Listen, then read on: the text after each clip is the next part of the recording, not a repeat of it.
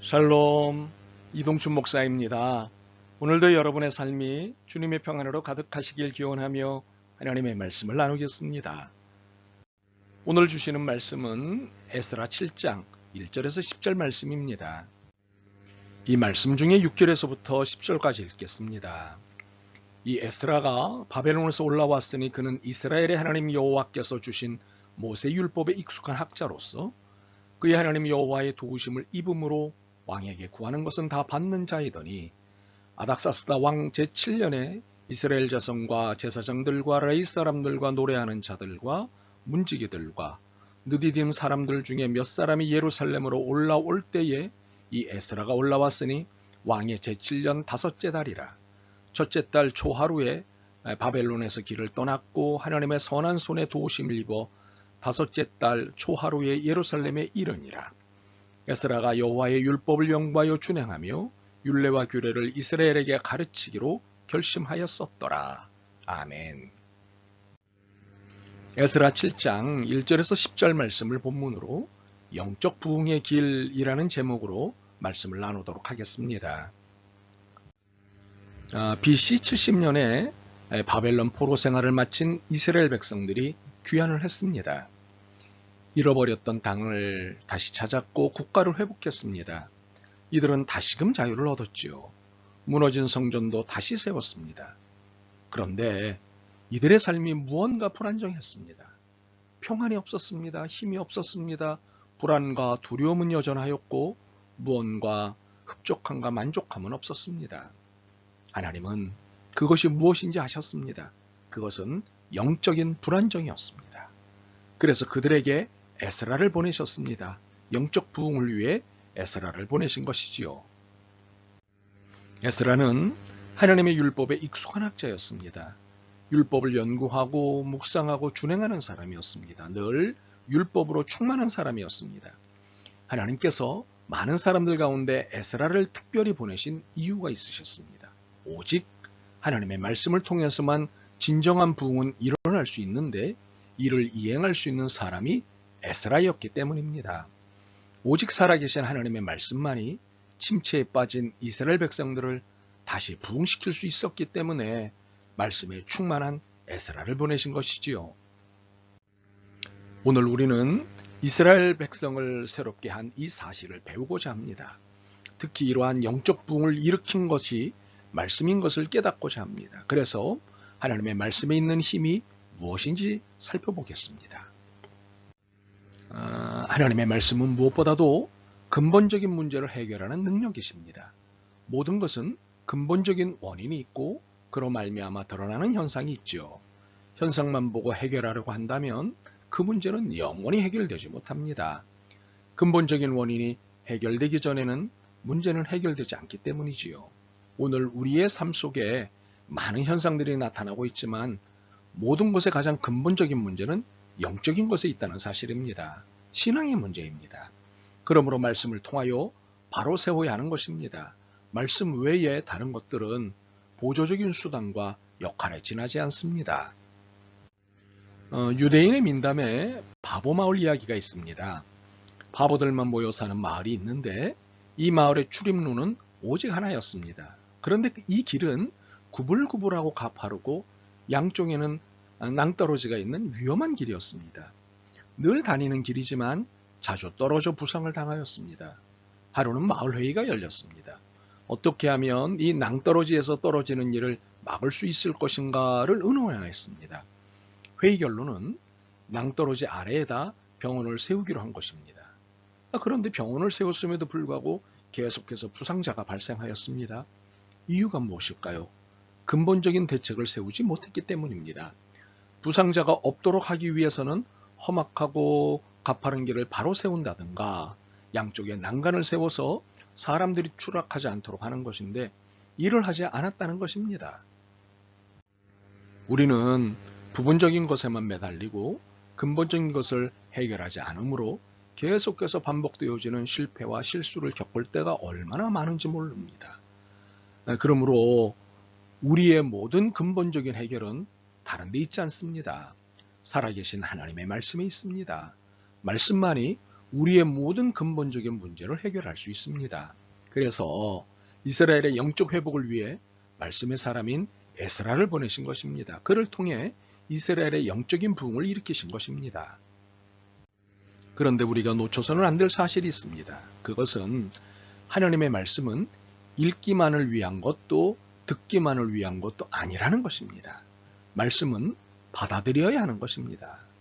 월남 이상재 선생은 주미 공사관을 따라서 사무관으로 미국에 건너간 적이 있었습니다. 선생은 미국이 어떻게 이렇게 강한 국가가 되었는지 연구하였습니다. 우리도 이렇게 강대국으로 세우겠다고 하는 그러한 마음으로 미국을 연구하기 시작한 것이지요. 연구에 몰두하고 있던 그 어느 날 한 외국인이 선생에게 성경을 주면서 소금 운명의 모든 근거는 성경에서 비롯됐다고 설명하고는 성경 읽기를 권면했습니다. 이상재 선생이 성경을 읽기 시작합니다. 그런데 아무리 읽어도 군사훈련법이 나오지 않더랍니다. 아무리 읽어도 무기제조법이 나오지 않더랍니다. 그래서 실망했습니다. 그런데 한순간 성경을 깨닫게 되면서 은혜를 받았습니다. 그리고는 그에게 성경을 주며 말했던 그 사람의 말이 깨달아졌답니다. 똑같은 성경이지만 내가 어떠한 관점에서 보느냐에 따라서 사태가 달라집니다. 오늘 내게 주시는 하나님의 능력의 약속으로 아멘 하며 받아들일 때만 그 말씀은 오늘 내게 능력이 되어 우리를 부흥시키십니다. 근본적인 문제를 모두 해결하시지요. 하나님의 말씀에는 모든 것을 변화시킬 수 있는 변화의 능력이 있습니다. 우리는 문제를 알고 깨닫기도 합니다. 이래서는 안 되겠다는 자각도 갖지요. 그러나 정작 변화되지 못한 마음, 변화되지 못한 생각, 그리고 변화되지 못한 행동을 봅니다. 우리는 여기서 갈등하고 고민하고 괴로워합니다. 아무리 작은 기계라 하더라도 전력이 공급되지 않으면 움직이지 못합니다. 집채만한 모터라 하더라도 전력이 공급되면 그 거대한 모터가 움직입니다. 이렇듯 하나님의 말씀은 모든 것을 변화시킬 수 있는 능력이십니다. 일본 신학자 우츠무라 간조가 이런 말을 했습니다. 하나님께서 사람을 저주할 때에 질병으로 저주하시는 것도 아니요, 재앙으로 저주하시는 것도 아니요, 죽음으로 저주하시는 것도 아니다. 하나님의 말씀을 듣고도 감동 없는 마음으로 저주하신다. 생각을 하게 만드는 말이죠. 왜 이런 감동 없는 일이 일어나는 것일까요? 말씀을 가로막는 세 가지 요소 때문입니다. 첫 번째는 죄입니다. 항상 하나님과 우리 사이의 걸림돌은 죄입니다. 특별히 말씀을 받아들일 때 어떤 악한 것을 품고 있으면 여지없이 말씀을 방해합니다. 두 번째는 잡념입니다. 머리에 복잡한 생각이 많으면 하나님의 말씀을 듣지 못합니다. 말씀을 들어도 감동을 느끼지 못합니다. 세 번째는 교만함입니다. 교만한 마음은 말씀에서 감동을 받지 못합니다. 그래서 말씀을 받아들이지 못하기에 말씀에 있는 운동력과 생명력을 체험하지 못합니다. 결국 말씀이 있는데 죄, 잡념, 교만 등과 같은 것에 방해를 받아 말씀을 듣지 못하는 것입니다. 그래서 망하는 것입니다. 선지자들은 오래전부터 이 사실을 전했습니다. 호세아 4장 6절입니다. 내 백성이 지식이 없어 망하는도다. 여기서 지식은 하나님의 말씀입니다. 아모스 9장 11절은 보라 날이 이를지라 내가 기근을 땅에 보내리니 양식이 없어 주림이 아니며 물이 없어 가람이 아니요 여호와의 말씀을 듣지 못한 기갈이라고 선언합니다. 말씀이 없어서 말씀이 없다는 의미가 아닙니다. 말씀은 풍성했지만 그 말씀을 마음에 새기며 산 사람이 없다는 뜻이죠. 오늘날은 말씀이 풍성합니다. 아니 너무 과잉 공급입니다. TV에도 라디오에도 유튜브에도 언제나 말씀이 흘러나옵니다. 많은 설교집과 성경 공부 그리고 신앙생활에 관한 책들이 책방을 덮고 있습니다. 그렇지만 이 시대는 말씀이 없는 시대입니다. 이유가 무엇일까요? 신앙 고전인 경건한 삶을 위하여의 저자 윌리엄 로우의 말처럼 말씀대로 살려고 마음먹는 경건한 사람들이 많이 없기 때문입니다. 안타깝게도 성경을 덮고 믿는 사람들이 많습니다. 새로 부임한 목사님이 어느 집사님 가정을 신방하였습니다. 그 집사님은 목사님에게 좋은 인상을 심어주기 위해 3살 난 어린 딸에게 얘야, 가서 엄마가 가장 사랑하는 책을 가져다 줄래? 하고 말했습니다. 딸아이가 당연히 성경책을 가져올 것이라고 생각하였습니다. 그러나 아이가 잠시 후 가져온 것은 홈쇼핑 카탈로그였습니다. 날마다 홈쇼핑 책을 들여다보고 있었던 모양이지요. 현재 우리에게는 영적 부흥이 필요한 상태입니다. 소생되어야 하고 재기되어야 하며 회복되어야 합니다. 하나님의 백성의 본질을 찾고 그리스도인의 실체를 찾아야 합니다. 그러기 위해 영적 부흥이 우리에게 일어나야 합니다. 그렇기에 영적 부흥의 제일 길인 하나님의 말씀을 붙잡아야 합니다. 그리고 말씀을 살아내야 합니다. 참으로 그래야 합니다.